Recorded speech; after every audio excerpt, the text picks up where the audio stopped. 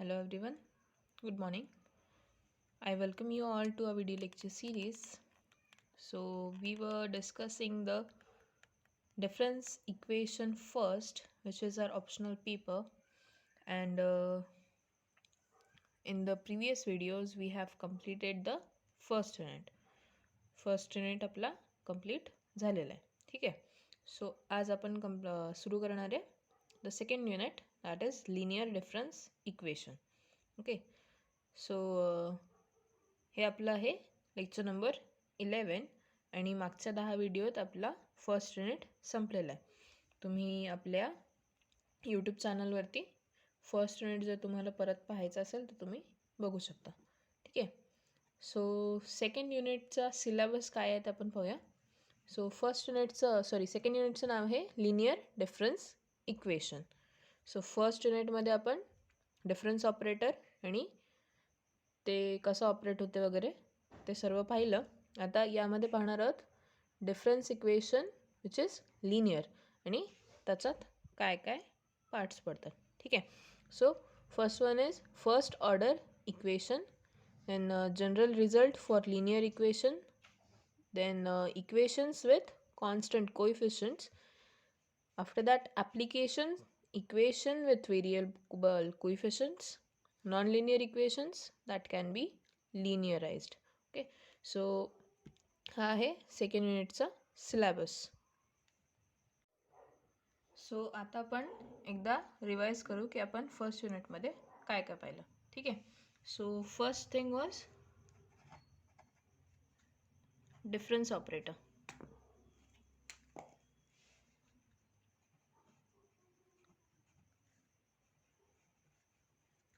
Difference operator. Okay. So our difference operator was denoted by delta. Correct. The triangle with upward pointing. ठीक आहे. So आपला delta होता difference operator आणि difference operator आपण जर का वाय ऑफ टी वरती ऑपरेट करत असलो तर कसं लिहिता येईल त्याला, Y of T plus 1 minus y of T. Okay. या टी वरती आपल्याला डेल्टा ऑपरेट करायचा असला, वाय ऑफ टीमधल्या टीवरती आपण ऑपरेट करताना कसं देऊ, y of T plus 1 minus y of t. Then second one was shift operator. Correct. Shift operator. Shift operator आपण कशाने डिनोट केलं होतं, कॅपिटल ईनी. Correct. Shift operator was denoted by capital E and shift ऑपरेटरला आपल्याला कसं लिहिता येत होतं, E equals to Y of t suppose असलं आपल्याकडे. So E of Y of t, sorry, याला असं लिहिता येईल, E of Y of T is equals to Y of T plus 1. Correct. Suppose E एखाद्या फंक्शनवरती आपण ऑपरेट करतो आहे, ई इथे वाय ऑफ टीवरती आपण ऑपरेट केला तर ही जी व्हॅल्यू आपल्याला मिळाली ती एकने शिफ्ट होऊन मिळाली. वाय ऑफ टीच्या नंतर प्लस 1 जर केलं आपण वाय ऑफ टीमध्ये तर आपल्याला शिफ्ट ऑफ वाय ऑफ टीची व्हॅल्यू मिळते. Correct. Suppose E of Y of T plus 1 पाहिजे असेल तर काय करायचं, Y of T plus 1 plus 1 that is equals to Y of T plus 2. Okay. Then third one काय बघितलं होतं आपण, some fundamental properties. Some fundamental properties of delta. Correct. आपण मग A to the power T वरती delta apply केल्यानंतर काय होतं, देन साईनवरती, कॉसवरती अँड लॉग, अशा सर्व फंक्शनवरती जेव्हा आपण डेल्टा अप्लाय करतो तेव्हा आपल्याला व्हॅल्यूज काय मिळतात ते पाहिलं होतं. Then fourth one was some properties and rules. Some properties and rules and rules for delta. यात आपण जसा डिफरन्शियल ऑपरेटरसाठी आपण product rule, division rule consider केले होते, तशाच टाईपमध्ये delta of y of t plus z of t, then delta of y of t by z of t, अशा प्रकारचे आपण रूल्स पाहिलेत. आणि त्यानंतर आपण 5th नंबरवरती काय पाहिलं होतं? Falling factorial power. Correct? Falling factorial power. So falling factorial पॉवरमध्ये काय होतं? टी टू द पॉवरमध्ये आर. याला कसं वाचत होतो आपण? T to the falling R. Correct? This was read as T to falling R. आणि याच्यासाठी आपण 3 प्रॉपर्टीज पाहिल्या होत्या ज्या डिपेंड करत होत्या आरच्या व्हॅल्यूवरती. फर्स्ट होती if R was positive, sorry R is positive. Second one was if R is negative, and the third one was if r is not an integer. if r is not an integer. आणि यातच एक add झालेली होती fourth one, if r is equals to 0. Correct? या होत्या आपल्या falling factorial पॉवरच्या 4 properties. त्यानंतर आपण काय पाहिलं? Next was summation. Okay, summation was the next topic. ठीक आहे. तर समेशन म्हणजे काय? आपल्याकडे डिफरन्स ऑपरेटर होता. हा काय होता? Difference operator delta. Difference operator. ठीक आहे. डिफरन्स ऑपरेटरला आपण काय कन्सिडर केलं होतं? जसं आपल्याकडे डी बाय डी एक्स होता, याला आपण म्हणायचो differential operator. Correct? Differential operator. आणि याची जी अँटी प्रोसेस होती आपल्याकडे, त्याला आपण म्हणायचो integration. Correct? So these both were the anti process of each other. याच प्रकारे आपल्याकडे डिफरन्स ऑपरेटरसाठी इथे समेशन आहे. Summation is the anti-process for the difference operator. आता सपोज आपल्याकडे delta of y of t आहे. ओके, आपण डेल्टा y ऑफ t कसं लिहितो? y of t plus 1 minus y of t. ठीक आहे. बट इफ आपल्याकडे डेल्टा y ऑफ t ची व्हॅल्यू जर दिलेली आहे, suppose y of t plus 1 minus y of t आपल्याला दिलेलं आहे z ऑफ t. करेक्ट? जर ही व्हॅल्यू दिलेली आहे z of t, then we can write as summation of z of t is equals to y of t. हा जो delta आहे हा या साईडला येऊन हा समेशन बनेल आणि आपल्याला समेशन ऑफ z ऑफ टीची व्हॅल्यू काय मिळेल? y of t. So this was our summation article. Then आपण जसं मग डेल्टासाठी प्रॉपर्टीज पाहिल्या होत्या, त्याच प्रकारे आपण समेशनसाठी प्रॉपर्टीज पाहिल्या. Summation for addition, that is y of t plus z of t. Then summation for y of t into z of t.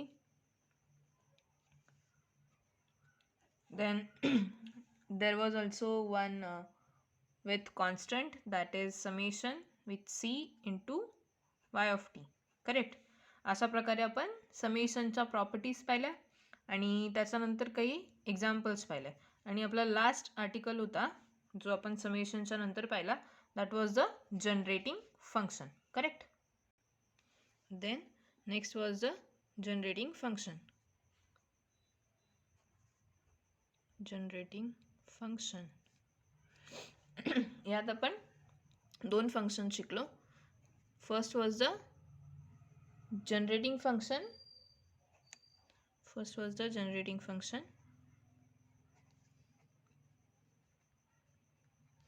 and the second one was exponential generating function.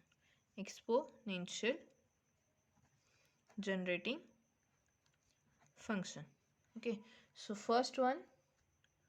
First जो generating function होता तो आपण कसं लिहायचो, g of tx, this was called as the generating function for ykt. Correct, आठवते ykt. या ykt साठी g of tx ला आपण जनरेटिंग फंक्शन म्हणत होतो, जेव्हा ह्या g of tx ला आपण एक्सप्रेस करू शकत होतो summation over k equals to 0 to infinity, summation from k equals to 0 to infinity over ykt into x to the power k. या पॉवर सिरीजच्या समेशनमध्ये जेव्हा आपण g of tx ला एक्सप्रेस करू शकत होतो तेव्हा g of tx ला आपल्याला म्हणता येत होतं as a generating function. g of tx is called as the generating function for sequence ykt. Okay, second one was the exponential generating function. So it was denoted by htx. Generating function denote केलं होतं आपण gtxनी आणि exponential generating function आपण denote केलं htxनी.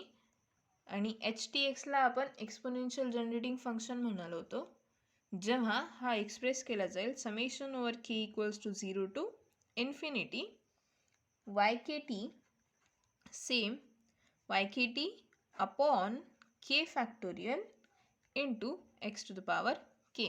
दोन्ही याच्यात similarities आहेत, but इथे फक्त ykt into x to the power k आहे आणि यामध्ये काय आहे summation with ykt into x to the power k by k factorial. ठीक आहे, so this was the exponential generating h of tx is called as exponential generating function. Okay, आणि याच्यासोबतच आपण काही फॉर्म्युला पाहिले होते जसं की अबेल्स समेशन फॉर्म्युला आणि आणखीन काही आपण थेरम पाहिले होते जे IMP होते. Okay, IMP theorems. आणि ह्याच्याच सोबत आपला फर्स्ट युनिट आपण कंप्लीट केला होता. आता आपण वळतोय सेकंड युनिटकडे. सेकंड युनिट काय आपला linear difference equation. Okay, so यात आपल्याला फर्स्ट काय पाहायचं आहे order of the difference equation. आपण जसं डिफरन्शियल इक्वेशन्समध्ये ऑर्डर पॉवर डिग्री वगैरे पाहिलं होतं त्याच प्रकारे आपल्याला डिफरन्स इक्वेशनची ऑर्डर कशा प्रकारे काढता येते ते पाहायचं आहे. ठीक, नाव the order of difference equation. So the difference between largest and the smallest argument is called order of the difference equation. आता इथे काय म्हटलं त्यांनी difference between the largest and the smallest argument. आपल्याकडे डिफरन्स इक्वेशन आहे delta square yt plus 2yt. हे तर आपण कन्सिडर केलं. ठीक आहे, आपण सपोज एक डेल्टा yt जरी कन्सिडर केलं डिफरन्स इक्वेशन तर आपल्याकडे काय आहे delta of y of t. ठीक आहे, यातला t जो आहे हा काय राहील आर्ग्युमेंट राहील. ठीक आहे, y ऑफ t और t will be called as the argument. This is our difference operator, and for delta y of t we can write y of t plus 1 minus y of t. Correct, अशा प्रकारे आपण लिहू शकतो. So they are saying that the difference between the largest and the smallest argument. तो इथे largest काय आहे y of t plus 1 आणि स्मॉलेस्ट आहे y ऑफ t. तर दोन मधला जो डिफरन्स राहील तो त्या डिफरन्स इक्वेशनची ऑर्डर राहील. सो इथे y of t plus 1 is the largest one and y of t is the smallest one. Okay, so y of t plus 1 minus y of t. तर t plus 1 minus t is equals to 1. So या difference इक्वेशनची order किती राहील 1. Order will be equals to 1. Okay, आता example बघू. First काय दिलेलं आहे, delta square y t plus 2yt equals to 0. Delta square y t plus 2yt equals to 0 हे इक्वेशन दिलेलं आहे. डेल्टा स्क्वेअर वाय टीला कसं लिहू शकतो आपण, Y of T plus 2 minus 2yt plus 1 plus yt आणि उरलेला 2yt as it is. Now here Y of T plus 2 minus 2yt plus 1 plus y of t plus 2yt is our equation. Okay, so here which is the largest argument? What is the largest argument? The largest argument is t plus 2. Okay, so t plus 2 is the largest argument and t is the smallest argument. So t plus 2 minus t. So what is the difference between these?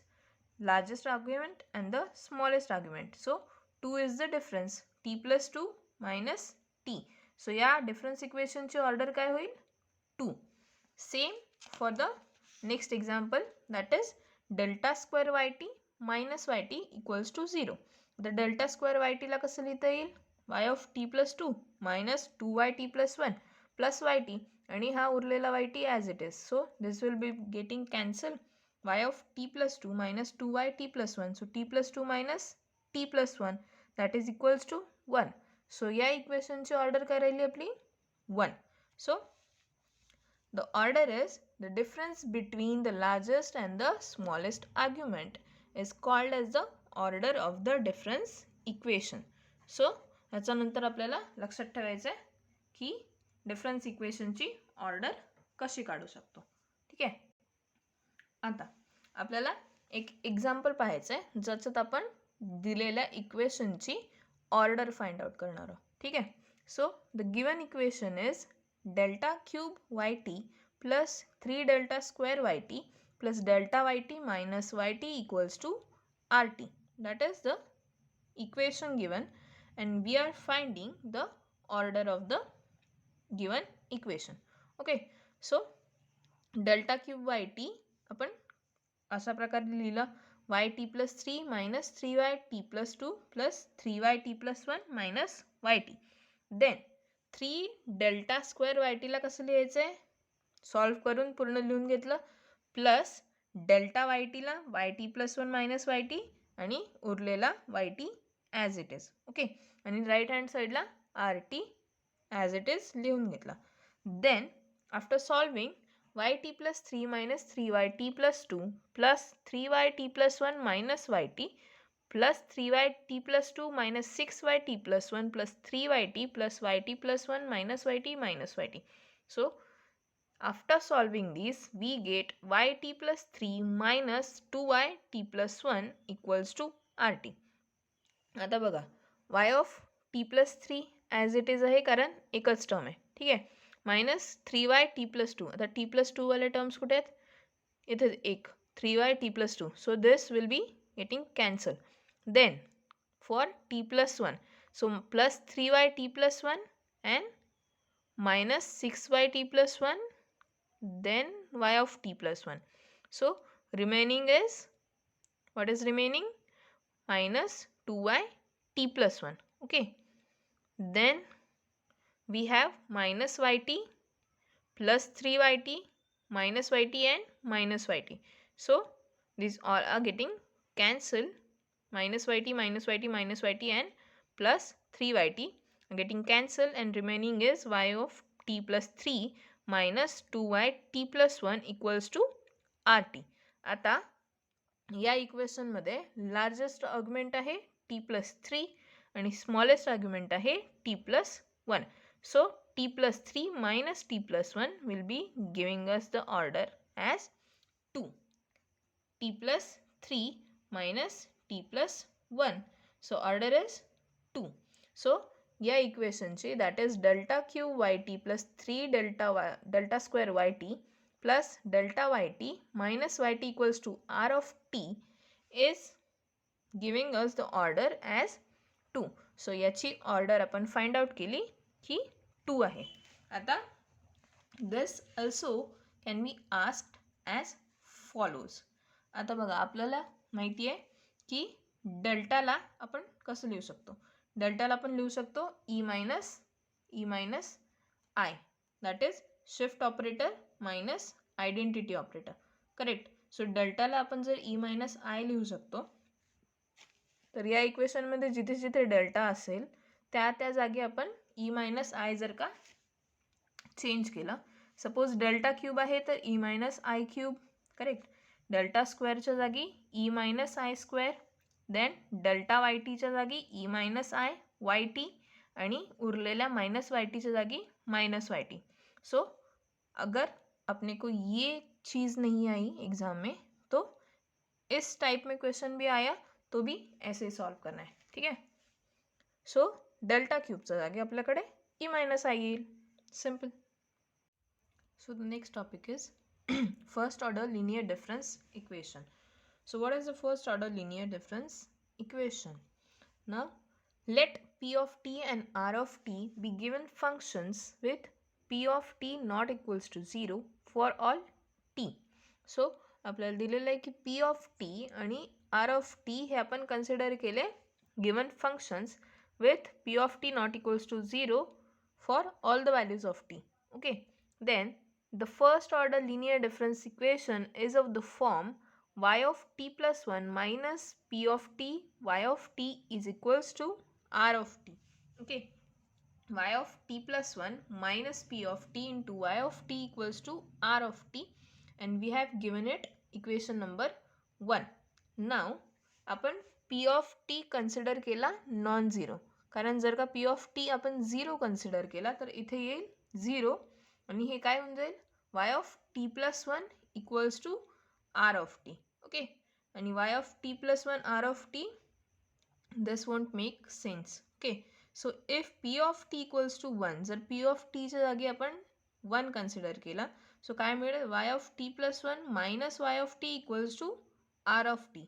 That is delta of y of t equals to r of t. So this equation becomes delta yt equals to rt, and hence our yt is equals to summation rt plus ct. This delta will be shifted here and it becomes summation of r of t plus c of t, where this c of t, or we can say delta c of t, is equals to 0. Now if this r of t is equals to 0, suppose he r of t ची value जर का 0 असली, then equation 1 is called the homogeneous. This equation number 1. Suppose y of t plus 1 minus pt yt is equals to 0 असलं, r of t ची value जर का 0 असली, then या इक्वेशनला काय म्हणता येईल होमोजिनियस इक्वेशन. आणि जर का r of t ची व्हॅल्यू 0 नसली, then we will call it as non homogeneous equation. Okay. Now we will see the theorem based on this. So the theorem is let p of t not equals to 0 and r of t be given for t equals to 1, a plus 1 and up to so on, t equals to a plus 1 and up to so on. Then our a is the solution u of t plus 1 equals to pt into ut. r या इक्वेशनचं solution u of t is equals to u of a product over s equals to a to t minus 1 of p of s. The solution u of t plus 1 r u of t equals to u of a product over p of s, where values of t equals to a plus 1, a plus 2 and up to so on. And b is all solutions of equation, that is y of t plus 1 minus pt yt is equals to rt, are given by y of t is equals to u of t and summation over rt upon shift of ut plus c, where c is a constant and ut is any non-zero function from part A. So c is any constant and ut is non-zero function from this A part. Okay, so we have to solve this. Now we will see the proof. So we have to consider one homogeneous equation, that is u of t plus 1 equals to pt into ut. We will give it as equation number 1. Now for t equals to a, आता t च्या values दिलेल्या आहेत आपल्याजवळ, t equals to a plus 1 a plus 2 and up to so on. So आपण consider करू t equals to a. t equals to a साठी equation 1 काय बनेल, u of a plus 1 equals to p of a into u of a. Then for t equals to a plus 1, for t equals to a plus 1, u of a plus 1 u of a plus 2 होईल t च्या जागी a. So u of a plus 2 is equals to p of a plus 1 into u of a plus 1. t आणि या t च्या जागी a plus 1 that is equals to p of a plus 1 आणि u of a plus 1 ची value काय आहे, p of a into u of a. Then for t equals to a plus 2, that is equals to u of a plus 3 is equals to p of a plus 2 into u of a plus 2 आणि u of a plus 2 ची value काय आहे, p of a plus 1 pa into ua. Now from this we can write for u of a plus n, that is u of a हा प्रत्येक term मध्ये common राहील म्हणून u of a and product of k from 0 to n minus 1 of p of a plus k. Correct. k ची value जर का आपण 0 पासून n minus 1 पर्यंत टाकत गेलो या फॉर्ममध्ये आपल्याला काय मिळत जाईल, p of a plus 1 p of a plus 2 and up to so on up to p of n minus 1. Correct. So our u of a plus 1 is equals to u of a product over k equals to 0 to n minus 1 p of a plus k. So from this we can write thus u of t is equals to u of a product over s equals to a to t minus 1 p of s. Okay. k च्या जागी आपण s consider केला आणि u of t ची value काढली, where this product over s from a to a minus 1 p of s equals to 1 is considered, and for t greater than or equal to a plus 1 the product is taken over the values of t, that is a plus 1 up to so on t minus 1. Okay. Now we have to substitute y of t equals to u of t and v of t in this equation.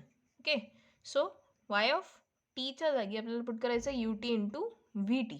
So what we obtain as u of t plus 1 v of t plus 1. Okay. y of t plus 1 च्या जागी u आणि v च्या form मध्ये आपण put केलं, minus p of t as it is and yt च्या जागी ut vt that is equals to rt. Then u of t plus 1 v of t plus 1 minus of u of t plus 1, कारण ut आणि pt हे आपल्याकडे first equation जर आपण पाहिलं, first equation मध्ये काय आहे, u of t plus 1 is equals to pt into ut. So pt into ut च्या जागी आपण पुट केलं u of t plus 1 into vt as it is, that is equals to r of t by 1. Okay. So for this we can write shift of ut delta of vt. तर u of t plus 1 जर common काढलं आणि u of t plus 1 च्या जागी आपण लिहिलं e of ut आणि इथे काय उरलं v of t plus 1 minus v of t. v of t plus 1 minus v of t can be written as delta vt आणि right hand side as it is equal. Okay. So delta vt is equals to r of t upon shift of u of t, that is equals to vt equals to this delta will be going here and become summation. So v of t is equals to rt upon e ut plus c, where this delta ct is equals to 0. Okay. And now therefore our yt becomes, from this equation our yt becomes y of t is equals to u of t into summation for r of t upon shift of u of t plus c, and here hence it is proved. We have proved the first case and the second case. So this was our first case and this was our second case. Okay, so we have proved this theorem, and this is all for today's lecture. The next part we will see in the next video. Till then, thank you so much.